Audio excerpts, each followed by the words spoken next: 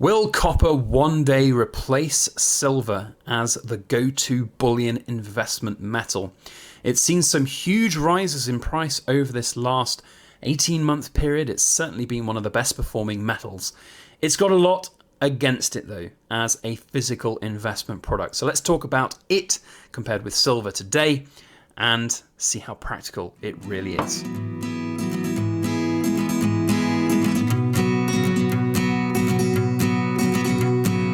Everybody, Backyard Bullion here, and a warm welcome to you all joining me for this week's In Focus Friday. Now, normally we would have a look at something cool made of silver or gold, but this week we are going to be focusing on copper because I have a really interesting question to ask. Can and will copper replace silver as that bottom tier precious metal, that investment grade precious metal? Right now it's an industrial metal first by a long way. Yes, there are some bullion products, but very much it's a industrial commodity. But one day, perhaps if silver was $1,000 an ounce or gold was $10,000 an ounce, would we or could we see copper becoming this go-to metal? It's often referred to as the poor man's silver. What barriers are there? We're going to talk about some of those here today. We've got some different types of products here to showcase and talk about as we go.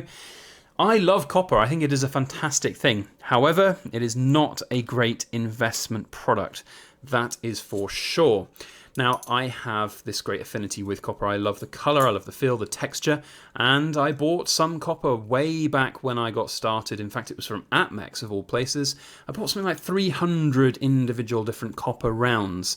If you go back to some of my earliest videos, you might be able to see the copper stack video that I did.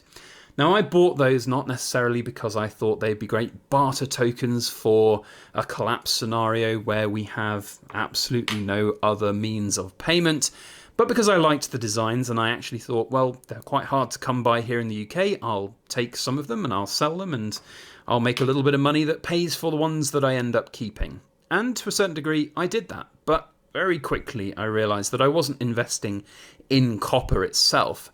I was very much investing in the products themselves, the collectability, the designs, the popularity of copper rounds as a product. And whilst they are popular, probably a little bit more so in the US, in the UK it was a very hard market. I did end up selling vast majority, in fact, almost all of them. I've only got a few different ones left, a couple of nice examples of them. And these Zombux ones, which were gifted to me by Silver Vessel, they are very, very cool, very hard to come by. But at the end of the day, you're not investing in copper on these things. These are very much that kind of collectible market that you're focusing on. And that's one of the big problems with copper, physical copper anyway. You've got to just look at the price points of, these rounds here. They're what, 400-500% premium over their weight in copper. If you have a sort of nice machined bar or cube like this here, which I bought off eBay, I have no idea what this symbol means. I can't remember now. I've owned this for about 2 years or so. It's a kilo block. I think I bought it for about £30, which is probably about twice what spot price is. It's really something that's very impractical as an investment. This is something a little bit easier to invest in terms of price points. Of course, it's very different in its look and feel. A poured bar of copper. I didn't pour this, by the way, but I think this was about £20 to £25 off eBay. This is my favorite though. It's the cheapest, obviously, in terms of premium, but it's also my idea, my sort of eyes anyway, the ideal piece. It really is sort of very elegant, very beautiful, very tactile. And that's one of the things I love about copper. It is pure tactility, if that's a word. You can enjoy it, you can touch it, you can feel it. However, it is not without its issues when it comes to that side of things. Now, will it ever replace silver? That's one of the big questions for this video. I don't think copper can ever replace silver. We've only got to look through history. Copper, of course, is very common in this world. It's a very easily mined metal, very easily processed, very popular metal in industry, electricals, obviously, hardware, copper, wires in computers and everything. It's important. It's an important industrial metal. It's certainly going to be an important industrial metal going forward as well with renewable energy and solar. But as a bullion physical investment product, it's got a lot of issues. It oxidizes quickly, easily. You've only got to look at this particular bar, which has actually been sat in this cardboard box, so somewhat airtight in a way, for the last sort of 18 months or so. It's not being kept anywhere particularly airtight though, just in the living room on a shelf, and You know, you can see that it's starting to show those signs of tarnish. Now, I'm not bothered about it. I bought this as a curiosity. I didn't buy this as something to make money on. And even if I did, you know, I've spent £30 on it. If I make a tenner on it, that's £10 is nothing in terms of physical investment. Certainly when you compare it with what you could get or could potentially get on, 1 kilo of silver, certainly a kilo of gold as well, long into the future. So you get the idea that all of a sudden these turn into sort of curiosities rather than actual tangible investment products. But there is no denying that copper has got potential for the future. All you've got to do is look at the price of copper right now, and you look at the charts of copper as well. And compared with 20 years ago, copper is 8, 9, 10 times where it was, which is big. That's a big jump, and certainly better than silver and gold has been for sure. You look at the last 18 months, and that's been a really interesting one. And there's been a lot of talk about inflation and about commodity prices going up and up and up because of supply chain issues.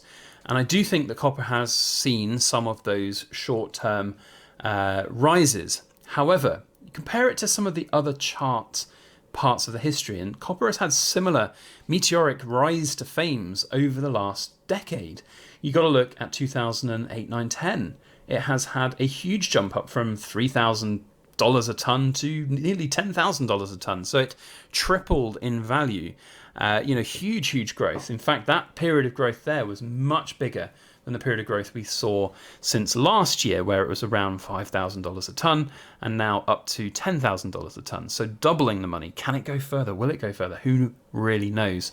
In terms of actually investing in copper, it's something that I don't feel is very practical for most people. All you got to do is look at the relative value to silver. I guess we call it the copper to silver value ratio. You got to look at this stuff here. So, silver, beautiful. Look at that white metal sitting out compared with the copper. Love the copper's color though.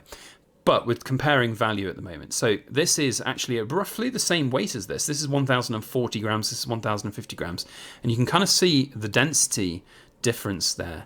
There is a significant, obviously this is thinner, so you've got to squash it out, but there is relatively the same different density in all things. And if you want to have this really nice weighty bar of metal in your hand, but you can't afford to spend 700, 800, 900 pounds on a kilo bar of silver, then spending 25, 30 pounds on a poured bar of copper is definitely a viable alternative.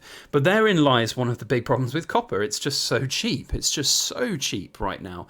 If you want to get any kind of tangible investment return on copper, on physical copper, you're not only going to have to wait for spot prices to go up massively to try and sell it somewhere, which we'll talk about just in a moment, about the practicalities of selling copper. But you'll also have to just have such a humongous amount in weight. You need a bloody warehouse to store the stuff. So is it something that you should consider physical copper? Probably not. As a novelty item, yeah, definitely you could look to get things. And I have, as you can see, and I really enjoy this copper bar. It's one of those really cool pieces that you can just hold. It's heavy, it's dense, it's wonderful feeling. And this stuff is much better, in my opinion, than this. Brand new, this looked absolutely incredible. I absolutely loved this copper cube when it came, and I had these aspersions of it being laid out on the table and it just being a wonderful piece. But honestly, this is better. This is much better. And as well, this I wouldn't feel very happy about taking sandpaper to try and clean it up. But this one, yeah, definitely. If it gets a little bit of tarnish on it, I'm just going to take some take some sandpaper to this copper, clean it up, and Bob's your uncle. Looks wonderful. So in terms of the last point though I want to make though is about selling it. So buying copper is dead easy. You can go and buy copper on eBay. You can buy sheets of it. In fact, probably buying sheets of copper is your cheapest way of investing in copper. Poured bars of copper tend to be a lot more expensive because they require a lot more energy and man hours and labor. Copper's actually got a higher melting point than silver, and it is not an easy metal to pour and work either. You can see this texturing at the top here that's come out. It often has this rather nasty kind of look to it when it's fresh out of the mold. You need to do a lot of sanding work to make it look coppery again because it oxidizes so quickly. But, it is definitely easy to buy copper, but selling copper is the difficult thing. Now, if I took these pieces down to my local scrap merchant, if that's even a thing these days. I'm sure it is. I could probably find one somewhere. I'd be lucky to get, I don't know, £5, £10 a kilo, something like that, if that at all. And you're looking at the practical, because again, it's the practicalities of it. What are they going to do with it? Yeah, they could give you spot price. Spot price is a bit meaningless, though, for them. When it comes to them, what are they going to do with it? They're probably just going to sell it on to another refiner who's going to then process it into wires or whatever is needed for the market. So, for that company buying it off you, they've got to make a little bit of money on their side. So it's kind of next to useless to consider that option. So, again, it's about selling perhaps on places like eBay or on the Silver Forum or on Instagram or whatever it may be. It's going to be a hard graft. There is no, bones in my body about the fact that if I ever want to look to sell these pieces of copper, that I'm probably going to lose money on them. And I, my mind, have already lost money on them. I don't really view these as investment pieces. They are very much novelty items, and that's one of the biggest barriers for copper. But maybe one day that will change. If we do see silver shooting that moon and going up astronomically, and we see copper following suit behind and becoming this almost only metal that is obtainable, because gold will become unobtainium, silver fast behind it at those high price points. So maybe one day we'll see copper at $5, $10 an ounce, and then you'll see these 1 kilo bars being worth $150, $160. Could double my money, triple my money. It's a bit wishful thinking though. But who knows? One day, perhaps we'll see. Now, where does this leave us for going forward with copper? It's not really for me in terms of an investment product, but I love it. I think it's a wonderful metal. I love the smell of it. Once you've handled copper, by the way, it's like old coins. You can really smell that metallic tinge to your fingers, and it's wonderful. I love it as a metal. I'd love to know what you think though, so please let me know your thoughts down in the comment section. Otherwise, if you've enjoyed this video, you know what to do. Hit that thumbs up, and if you're not subscribed to our channel, then make sure you hit the subscribe button. We get about 70% of all the views from people who aren't subscribed. So if you like our videos, there's a good chance you'll like the things that we talk about in the future. Otherwise, have a great week ahead. We'll see you on the next one. And as always, please make sure that you like, share, comment, and subscribe for more.